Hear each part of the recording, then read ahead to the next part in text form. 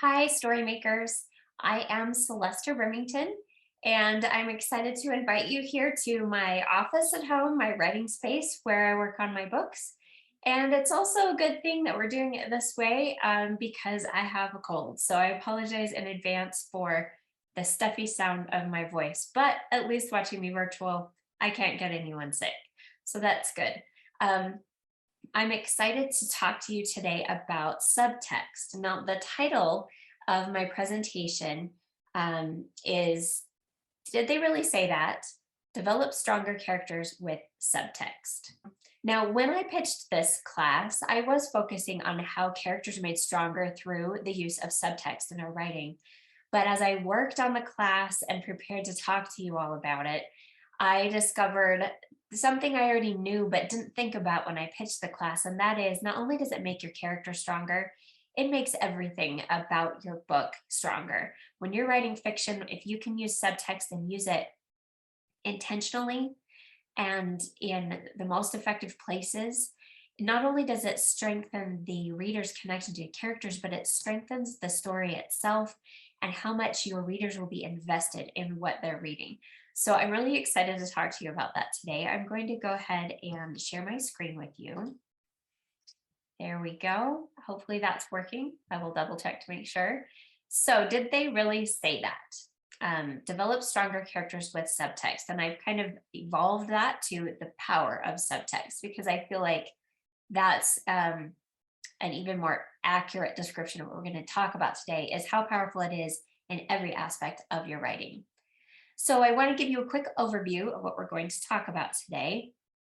First, what is subtext and why should writers use it? Then we'll go over the different types of subtext. There are many. I don't think I will be covering them all, but it should give you a really good idea of how you can look for subtext in things you read and what you watch, and then how you can look to use it in your own writing. So we'll look at some examples in books and film. Then we'll talk about ways to add subtext to your writing. There are definitely techniques you can use to make sure you're doing it intentionally, which is what will be the most effective, rather than just leaving information out because you don't know what it is. We want to do it with intention. And then I have some writing exercises for your work in progress, and I'll give you some contact information for me at the end, especially because of those of you who are watching this and you're only attending the virtual conference. I want you to be able to contact me if you have questions afterward. And since we're missing out on that Q&A virtually, I want you to have an opportunity to ask questions, and I will try to get answers to all of you for any questions that you have. So first of all, what is subtext? Subtext is the story beneath, if you like to think of the iceberg method with a bit of ice on top and a huge part of it beneath, or between the words. We talk about reading between the lines. Well, writing subtext is kind of writing between the lines, which is really fun and exciting and a fun challenge if you think about it. Subtext is the underlying meaning in dialogue and action. It's what makes it more interesting to us because there's more than what's just on the page, and we can sense it there as the reader. And subtext often reveals more than the actual written or spoken words.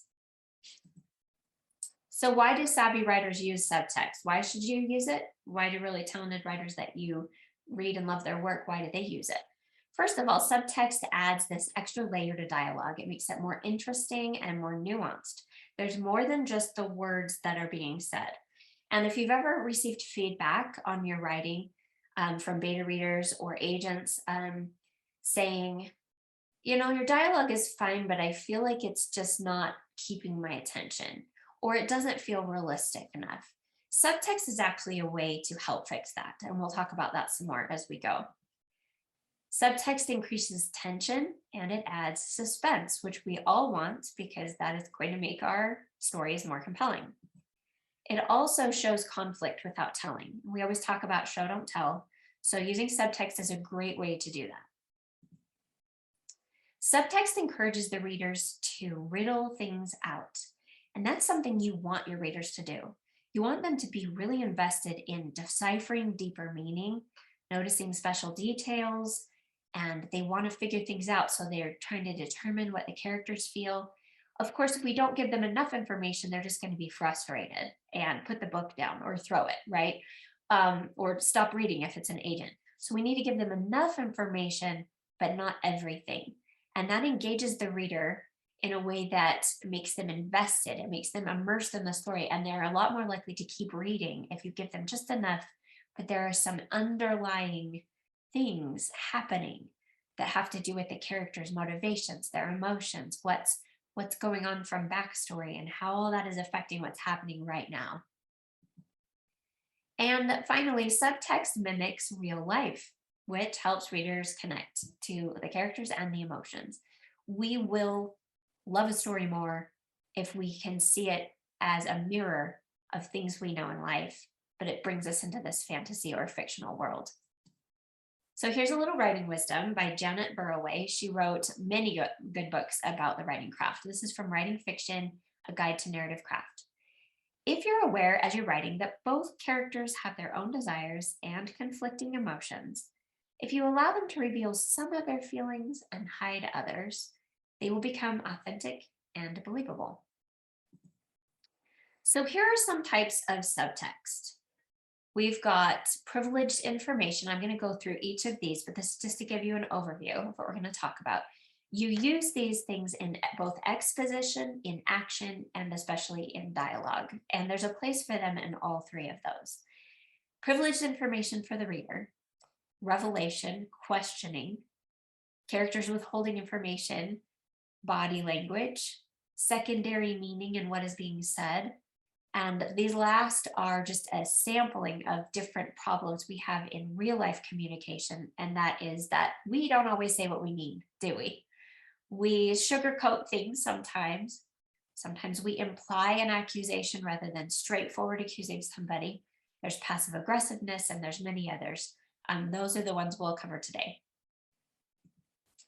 So I wanted to start with a fun overview of some of those things as they exist in the fun rom-com Sweet Home Alabama. If you're familiar with this movie, this hopefully will be fun to you. If you're not familiar with the movie, I'll give you a very brief summary. The main character, played by Reese Witherspoon, is Melanie. She goes by Melanie Carmichael, and when we meet her in the story, near the beginning, she is an up-and-coming fashion designer in New York City. She has this great boyfriend who's in politics, and his name is Andrew. He asks her to marry him, but she has a little secret that Andrew doesn't know about, and that's her relationship with Jake. And Jake is from her hometown in Alabama. So she has to determine what life she wants to live, whether it's her life from the past or her life in the present, because she starts to realize that there's no way for her to have both. And she learns through the process of the story how to have both roots and wings, and that's from the story.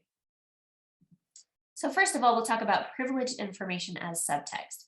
Now, this is easier done in stories that are not first person, not told in the first person.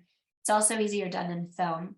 If the story is told in first person, it's a little difficult for the author to give the reader information that the character doesn't know, but there are some ways to do it. It's just going to be done differently. So you'll have to determine some of these will work for your current work in progress and some won't, depending on the genre, depending on the readership age of your audience, and depending on the point of view that you're telling a story from. But in this movie, the audience is privileged with information from the opening scene where we see Melanie's childhood with Jake. And then we, as the viewers or the audience, we know something that the fiance Andrew in the future does not know. And that is that Melanie and Jake have this very special relationship from the time they were really young kids. So next we have the subtext of characters withholding information as subtext. So there's many reasons that we may not be completely straightforward in what we say to people. It could be fear, embarrassment, pride. We're trying to avoid a conflict. There's a lot of reasons. Being honest to save someone's feelings, things like that, or not being quite honest to save someone's feelings. And when a character refuses to be straightforward, that creates subtext because we know as the reader or the audience that there's more going on than what is being said. So after Andrew asks Melanie to marry him, she's excited, but she even says, "Are you sure?" Not quite the response he was looking for. And then when she says yes, Melanie tells Andrew that she wants them to wait before they tell her parents. He wants to call her parents. She says, no, we need to wait. I haven't seen them in a long time. Let me tell them first. Let me talk to them first. But the subtext here is that she actually needs to get a divorce from her first husband, who is Jake, that Andrew doesn't know about. She's still married to Jake. So sorry, spoiler if you haven't seen the movie. But it's been out a while. I thought we would be safe. That subtext is hinted at. The audience knows there's something going on because of the privileged information we had earlier, even though we don't quite know what it is yet. Now, the next is questioning as subtext. If you can get your readers really connected to the story enough to ask a lot of questions, why is this happening? I want to figure this out. I'm looking for clues. They're going to be a lot more invested in turning the page. So the author reveals and withholds just enough information to encourage the reader to be curious and to riddle out what's going on. So some of the unanswered questions in Sweet Home Alabama, as Melanie goes back to Alabama to talk to Jake and tell him she needs him to sign the papers so they can get a divorce. She starts to discover he has a lot more money in the bank than he used to, that he now owns a plane that used to belong to Mo, that he has something he wants to show her, but she refuses to go see. There are a lot of things that as the viewer, we start to recognize there's some stuff going on with Jake that we don't know and Melanie doesn't know, but we want to figure it out. And that questioning provides subtext for the viewer. Next, revelation as subtext. And this is used really effectively in Sweet Home Alabama and many books that we've all read, is that we're slowly building toward an underlying message that carries throughout the narrative. So when Melanie asks where the fancy glass comes from, no one will tell her, and the audience works it out before she does. I just saw that I have a typo there in my slide. Hooray for editing. So in different scenes, Melanie's kind of figuring out there's this unique Deep South glass. And when she asks her friends, I'm trying to figure out if I can get this in New York, where does it come from? They all kind of like skirt around the question, sweep it under the rug. And the viewers find out that this glass is actually Jake's business that he's not been able to tell her about yet, where he's tried to make it in the world and prove himself to her and feel like he's worthy of her. So that revelation as it comes, and the viewers are very invested in figuring out what this is. It's a big payoff at the end. So in this rom-com, the privileged information that the viewers received at the beginning comes back around to a satisfying conclusion for the audience. It can pay off big if you use subtext really well. And in this case, the audience has become really invested to figure out what the story is, and they've participated in figuring it out and gone on this journey with the characters. So the payoff at the end is very satisfying. So let's take some examples of more types of subtext from some classic literature. We'll start with Gone with the Wind. In this scene, Scarlett has body language that is conflicting with what she is saying. So if there's a contradiction between the characters' words and their nonverbal cues, that is a type of subtext, because as the reader, we are recognizing there is a disconnect here. So something is going on with the character they're not wanting to reveal to the other characters in the conversation, and it gives us something to riddle out, and it makes the dialogue a lot more layered because there's a lot more happening than just what's being said. So I'll just read this. If you were in class with me, I would ask someone to read it for me, but you'll have to listen to my voice. I apologize about the stuffiness. But he made no move to kiss her. She gave him a sidelong glance from under her lashes and murmured encouragingly, "So you always get paid, do you? And what do you expect to get from me?" "That remains to be seen." "Well, if you think I'll marry you to pay for the bonnet, I won't," she said daringly, and gave her head a saucy flirt that set the plume to bobbing. His white teeth gleamed under his little mustache. "Madam, you flatter yourself. I do not want to marry you or anyone else. I am not a marrying man." "Indeed," she cried, taken aback and now determined that he should take some liberty. "I don't even intend to kiss you either." "Then why is your mouth all pursed up in that ridiculous way?" "Oh!" she cried as she caught a glimpse of herself and saw that her red lips were indeed in the proper pose for a kiss. "Oh!" she cried again, losing her temper and stamping her foot. You are the horridest man I've ever seen, and I don't care if I ever lay eyes on you again. So what is happening here is Scarlett's her message that she is trying to give to Red is kiss me, right? But her subtext is confusing, right? But he recognizes that and he calls her out on it. But her body language is different than what she says, because she says, I don't even intend to kiss you either when she gets to that point. At first, she's kind of trying to lead him into kissing her. And then she says that, but her mouth is still pursed up and he calls her on the body language. His subtext here is, I know you're trying to manipulate me and I'm not going to let you. So that makes this a much more layered scene than just the dialogue. Next one I wanted to do is secondary meaning as subtext, where you take a harmless subject that, is seemingly innocuous, but suddenly it has profound meaning because it means something else to the characters, and the readers will pick up on this. So in The Great Gatsby, this scene here is when Daisy goes to Gatsby's mansion to visit him. And I'll just read it. He's showing her his shirts. That's all, right? But she's in his mansion. They used to be together. This is like a long lost love. I've got a man in England who buys me clothes. He sends over a selection of things at the beginning of each season, spring and fall. He took out a pile of shirts and began throwing them one by one before us, shirts of sheer linen and thick silk and fine flannel, which lost their folds as they fell and covered the table in many-colored disarray.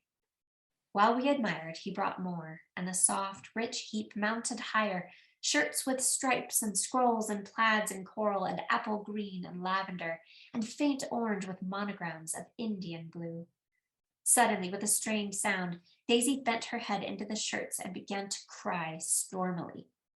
They're such beautiful shirts, she sobbed, her voice muffled in the thick folds. It makes me sad because I've never seen such beautiful shirts before. So is this scene about how beautiful his shirts are? Not really. The shirts mean something different to Daisy. They represent something lost. They represent her long lost love, wanting to be with Gatsby.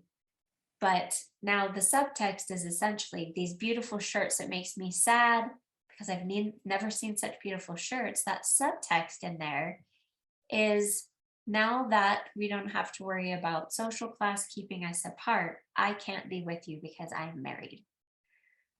So you could see that it's not about shirts, and it's very, very fun. This is a very highly used example if you do research, and many different articles people have written about subtext. This is a highly used example because it is so well done. And it's fun to look in other books and search for where authors have done this and see how it works and what ways it works best for different audiences specifically. So I wanted to share an example from my middle grade debut, The Elephant's Girl. It is a contemporary book that has a twist of magic in it, not full fantasy. And the story of The Elephant's Girl is that Lexington Willow, the main character, is found asleep next to an African elephant in a zoo after a big tornado. And she doesn't remember who she is or where she came from, and so she grows up in the zoo with the train engineer as her foster father, and her best friend is the zookeeper's son named Fisher. When they turn 12, they're allowed to help out at the elephant barn with the elephants. And the elephant who saved her life the night of the tornado, her name is Naya. And Lexington believes she has a special connection with Naya, yet she, at this point in the story I'm going to share with you, she doesn't quite know yet what that is. But Lexington starts the story letting us know that she doesn't remember her family or where she came from or why she's in the zoo, but she does remember that Naya the elephant saved her life. So here I'll read this little part that gives you an idea of how something seemingly harmless has a deeper meaning to it. So this, just to set you up, this is inside the elephant barn on their way to go help with the elephant training. Fisher, the zookeeper's son, and Lexington, the main character. Wish you could have known her, Fisher says. Tendai, I mean. Fisher was 5 years old when Tendai died in April 7 years ago. I showed up at the zoo a couple of months later, in June. I'm sorry that Naya misses her mother, I say, more to myself than to Fisher. Maybe it's better not to have such a great memory, Fisher says. I bite my lip and don't answer him. He means well, but only someone who remembers who their parents are would say such a thing. So this is where I wanted to show you the difference and the nuances between subtext for adults or for young adults or for children. If we leave too much information out, then depending on our audience, younger children aren't going to pick up on subtext cues as well. You have to consider their developmental stage in reading and understanding, comprehending what they read. So I could have left it there. He means well, but only someone who remembers their parents, who their parents are, would say such a thing. This shows some subtext here that Naya's grief about the death of her elephant mother, Tendai, connects Lexington in a very particular way to this elephant, because Lexington feeling sad about Naya's grief about her mother's death,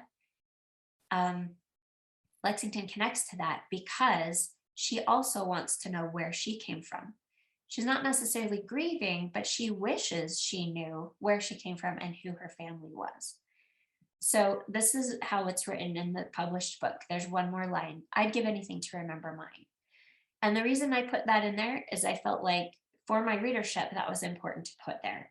But there is still the underlying subtext of Lexington's connection with Naya the elephant goes deeper than just loving that she saved her life, loving that she protected her during a tornado, and that she loves elephants. It goes deeper because they have this thing in common of missing their family.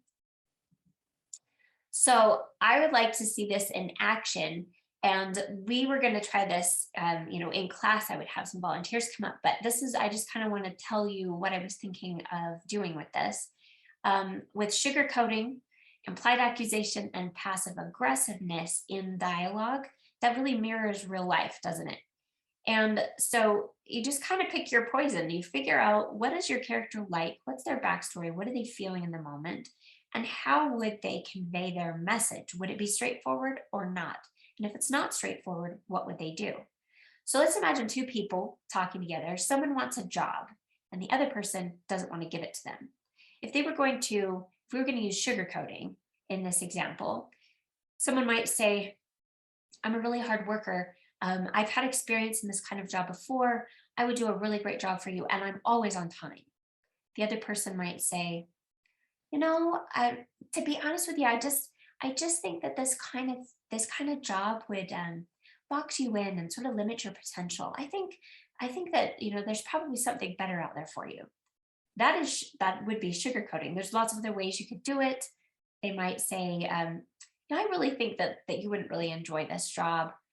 Or they might say something like, it's really early in the morning, and I know that you prefer to work more in the afternoons. So I think that it would probably be better for you if you found something else. There's a lot of different ways they could say it, right? But sugarcoating is saying, I'm not going to come straight out and tell you we don't want to hire you, or you're not the person we're looking for. Instead, they try to coat it with this easier to swallow language. Then we have implied accusation. So in this example, let's say one person has been working extra hours to help out a family member. The other person suspects that the first person has been avoiding them. So in an exchange like that, the first person might come home or come back to the apartment or show up at a restaurant where their friends were meeting and say, oh, I'm so exhausted. All this extra time I've been spending at work. The other person might say something like, oh, is that what you've been doing? Or I saw your car in front of your apartment the other day. You're not looking late. That would be maybe a little bit more straightforward. What I thought would be fun is if you've got some critique partners that you'd like to try this out with, is sort of try and exchange there using that example and see what you come up with, what the other person might say, rather than accusing them and saying, you're trying to avoid me. I know it. I know that you don't want to come hang out with me anymore, or I know you've lost interest in our friendship, or you don't like me anymore. Instead of saying that, they would say other things that imply an accusation that I don't think that's why you're really gone all the time. The third one is a girl believes that the boy she likes only wants to borrow her car so he can take her best friend on a date. Whether that's true or not is what she believes. So the boy she likes, maybe he doesn't know she likes him. And he just asks, can I borrow your car on Saturday? Mine's in the shop. And I have somewhere really important to go. She suspects he's going to take her best friend on a date and she likes him. So, of course, that is fraught with emotion. Then her response to him um, could be passive aggressive. And there's many ways to accomplish that, as I'm sure we all know. But it could be things like, you always get lost. I don't want you losing my car, or I don't want you getting lost in my car. Or I should just go with you because you know that you're terrible at directions. Anything like that that might imply that she doesn't want him to take her car. She has her own reasons why. She doesn't really know for sure what his plans are with the car. So exercises like this can be really helpful and useful. Just put on your acting vests and try it out with some critique partners or some family members. Also, just sit and listen to conversations because it's very rare in regular everyday conversations with a mixture of people that everyone is saying exactly what they think and exactly what they mean. You can catch sarcasm in there, willfully not giving all the information. So there's a lot of different things we can use from real life conversations for subtext. So next we're going to go over how to write subtext, all the different ways to go about it using exposition, actions, and dialogue. So first recommendation is to begin with a character in conflict. That's just good storytelling to begin with, right? Next, write a strong scene in which the character wants something desperately, but they can't get it. From there, consider how the setting can increase the stakes and create subtext. We'll go into that in a little more detail. And then finally, you're going to use dialogue and action and make sure that it is indirectly expressing the character's messages, emotions, and needs. We all know that there are many situations in which we do not say what we mean, or other people do not say exactly what they mean. And just like right now, where I'm talking to you, I've got a computer screen, I have people doing yard work outside, trying to manage the noise. I have a cold and I keep sneezing, so I have to take breaks to take care of that. There's a lot of things when you're talking, you have to think on your feet, and your characters do the same. So consider all of the things the characters are dealing with as you write the dialogue and the action. And what is their message? What emotion are they feeling? And what are they having to deal with the setting? And how does that raise the stakes or create subtext in what's happening in the story? Consider all those things and it will make your scenes and your dialogue a lot more interesting. So let's go through this: context, message, emotion, and need. I have an example from my next book, also a middle grade contemporary story with a twist of magic called Tips for Magicians. In this story, I need to give you just a tiny brief background so that the scene will make sense if you've not read it. In this story, Harrison Boone is a 12-year-old boy whose mother has passed away in an unexpected accident a year before. She was a famous singer who sang and performed in all of the great theaters, and her dad also worked as her stage manager. So when we meet Harrison, it's been a year since he's lost his mother. His dad has decided to take a job on the road in another show, and he sends Harrison to an art village in the southern Utah desert to live with his aunt Maggie. In this art village, Harrison discovers that there is an art contest that happens every year, and there's a legend in the town that the winner or winners of the art contest will win a wish from a magical muse that lives in the canyon. So that gives you a little setup. Let's talk about the character in conflict. Harrison is missing his mom and wants his dad to live with him. Of course, he's had a lot of change. So dad going on the road and sending Harrison to live somewhere else, even though he loves his Aunt Maggie, it's still more change than Harrison wants. So dad takes this job, sent Harrison to live with his aunt. There's your conflict. So the scene in which the character wants something but can't get it. Harrison finds a model home in the art village and he really connects with it. There's a lot of subtext in that scene as well. And he wants his dad to live there with him. So I'm thinking, how does this setting increase the stakes and create subtext? Well, dad is grieving too much to live where mom once was. but Harrison is in the very town where she once performed. So we have this subtext that will like color the conversations between Harrison and his dad. So here's the scene. In this, we're talking about context, message, emotion, and need. So thinking about those, not all are overtly stated in this, but the reader's going to connect the dots. When I go back inside, sorry, just one moment, again, thinking on my feet, I do need to set up that Harrison has just been on the phone with his dad. His dad is in another state on this tour, and Harrison has told his dad on the phone about this house he found, and we could live there, Dad.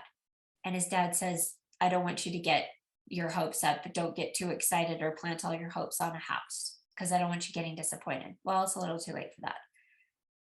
When I go back inside, Aunt Maggie is nearly done with the dishes. I help her finish unloading them. You okay? She asks. Yeah. Harrison? I look at her. It's okay to have a lot of strong feelings, especially right now. If you want to talk, I'm a good listener. I take a deep breath. Actually, can I have a small bit of clay in my room if I'm careful? She's surprised by my question, but she says okay. She gives me a tray with some of the mud-colored clay, a small dish of water, and a few rags. And in my room, I form the shape of a man without a face. I don't worry about making it realistic. I can tell what it is. His shoulders are hunched, and his head is down. I turn him around, so his back is to me. I place my faceless man on the dresser next to Mom's sculpture of her and me. His back is turned to both of us. So here, this is exposition. These are the main character's thoughts, and he's declaring them to us. But I use subtext by not saying overtly what it is that Harrison's feeling. It's showing it. So showing and not telling, and clearly this seemingly unimportant object of a lump of clay he's turned into a sculpture of a faceless man means a lot more to the character than just a lump of clay.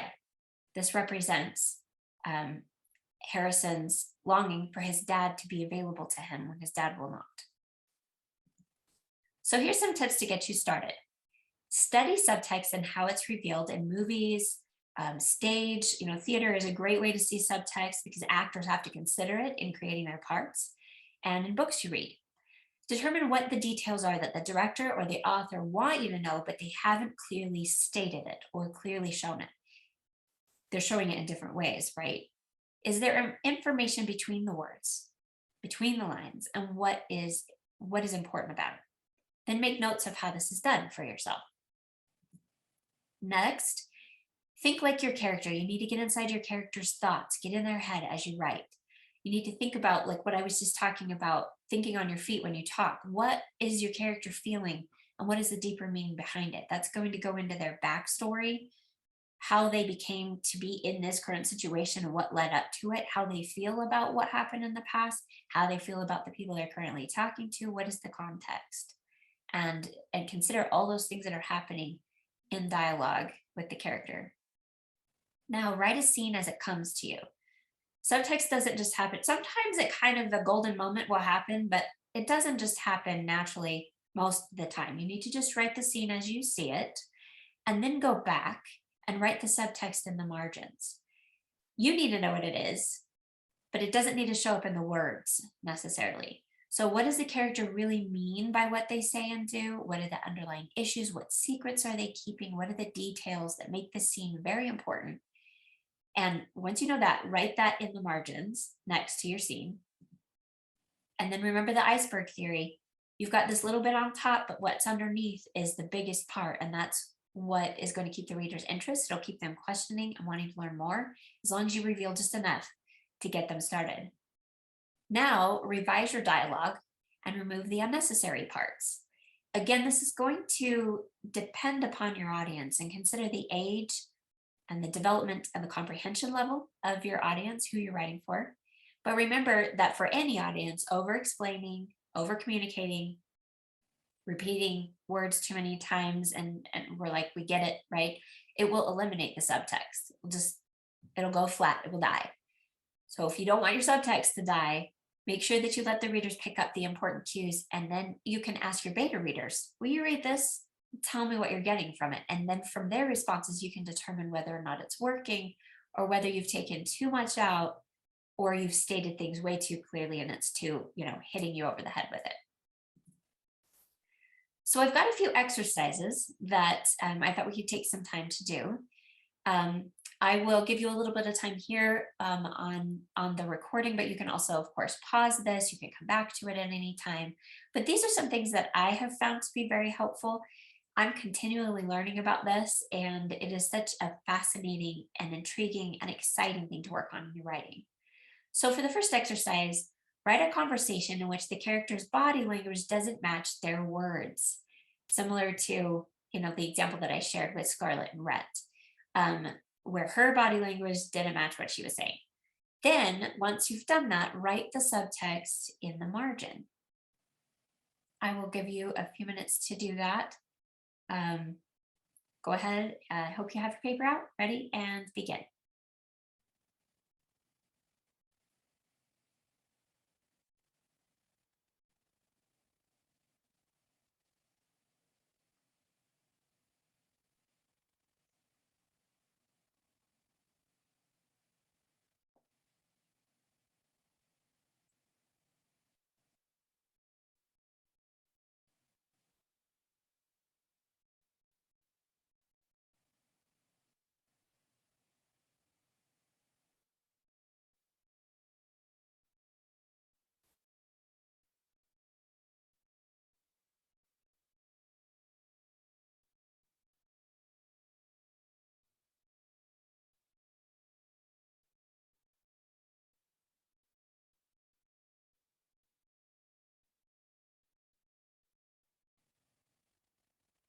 Okay, I'm going to keep going. If you need more time, of course, you should have the ability to pause this recording and keep working.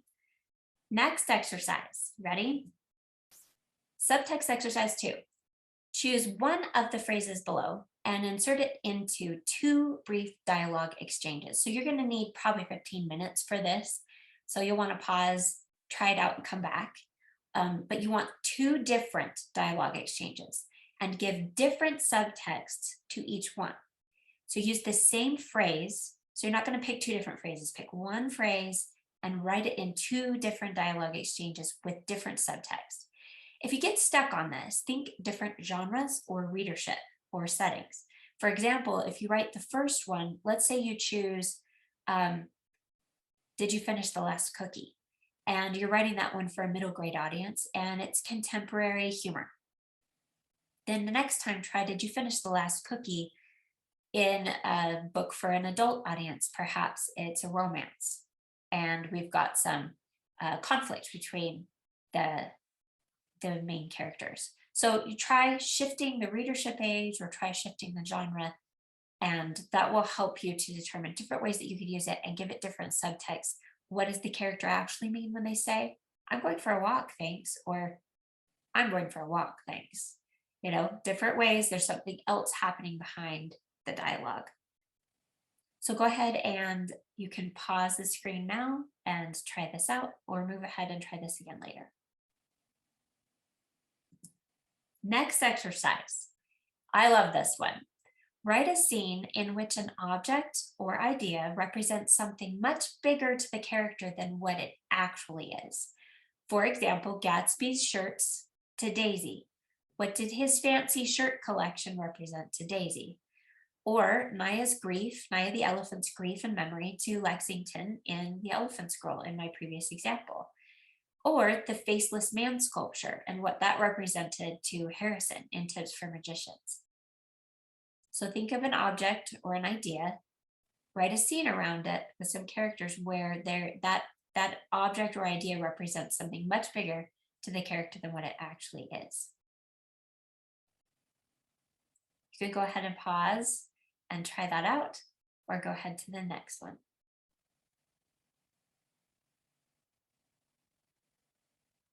So this last one, I didn't label it as an exercise per se, but it's step-by-step something that I would love for you to try on your own with your work in progress, or perhaps a scene you have wanted to write.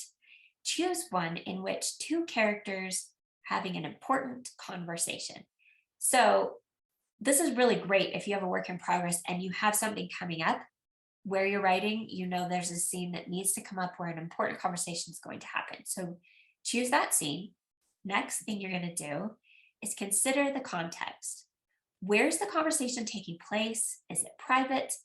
What would change in the subtext if you moved the conversation to a public place? It's a lot different having a conversation in private versus a lot of people are around and listening. And do we want them to listen? Do we want them to hear it? Do we not? Is there somebody really important here that I especially don't want to hear what I'm saying? And now, what if you complicate the setting with different weather, a critical friend with an earshot, a loud fan, a dripping pipe? Those are just some examples, but think about how you might be able to add something that complicates the setting. This is done a lot, I think, in some really classic sitcoms. Frasier is an example of this. That happens a lot in the writing of the Frasier episodes, where an already complicated setting or conversation gets further complicated because of someone new who shows up or something additional that starts happening while they're trying to solve their original problem or have their original discussion. Next, consider what is the direct message that your characters are trying to get across, and how might the character talk about it indirectly? So you need to know what they want to say or what they would say if there were no filters whatsoever, and then determine how is this particular character going to talk about it indirectly, considering the setting we've got, considering who they're talking to, and everything that's going into the emotions and all of that. So moving on, what are the characters' emotions in the scene? How would that affect their body language? How do emotions influence what the characters notice around them? We notice very different things and we filter what we see based on the emotions we're currently experiencing. What happens then if you pit the emotions of the characters against each other? And maybe that's not the type of conversation you're going to or that you're working on, but it's something to consider that will create subtext and elevate the tension if you need it. And last of all, what are the characters' needs? How do their needs influence the way they approach the conversation? Consider all those things as you work, and I think that this will help you develop an amazing scene with really great subtext. And just keep in mind that it doesn't usually happen the first time through. Making notes in the margins of what the subtext is and going back and revising for it, removing the unnecessary words, the unnecessary dialogue, and making sure that you're paying attention to the characters' emotions, what their direct message is, what their body language is, what the setting is, and what they need from the scene. So finally, just to kind of sum up for you, remember that sometimes straightforward storytelling is what we need. And I'm not advocating for being mysterious and so much subtext that your readers are confused. That's not the right balance we want. Sometimes your characters will share their own true feelings. They will be straightforward in what they say. And that may largely have to do with the kind of character you're writing or the age group you're writing for. But a balance is really valuable. And when you can find ways to insert subtext when it works for your audience and for your story, remembering that young children may not be able to grasp all varieties of subtext, but they can grasp some. Depending on their age, there are certain things that children definitely understand with subtext. In fact, I think they understand more often than we give them credit for, which is why sometimes adult problems feel very heavy to children, because they understand and grasp more of the subtext than sometimes we think they do. So consider that, consider your readership. And then when it works well to include it, what you're going to have is an amazing combination of creating conflict, increasing tension, and hooking your reader. So I wish you well with that and all the best in creating subtext in your writing. And here are all of my contact information, my social media handles, my website, and my email, which goes directly through my website. And you are welcome to email me at celesta@celestarimington.com. Be sure to check the spelling. Both my first and last name are a little tricky with the spelling. And I'm happy to answer any questions that you have. If there are any resources that I might have that I can share with you, I'd be happy to do that. And thank you so much for watching this class and for joining me this way virtually as Storymakers. I hope you have a wonderful time at the conference and I wish you all the best in your writing. Thank you. Bye.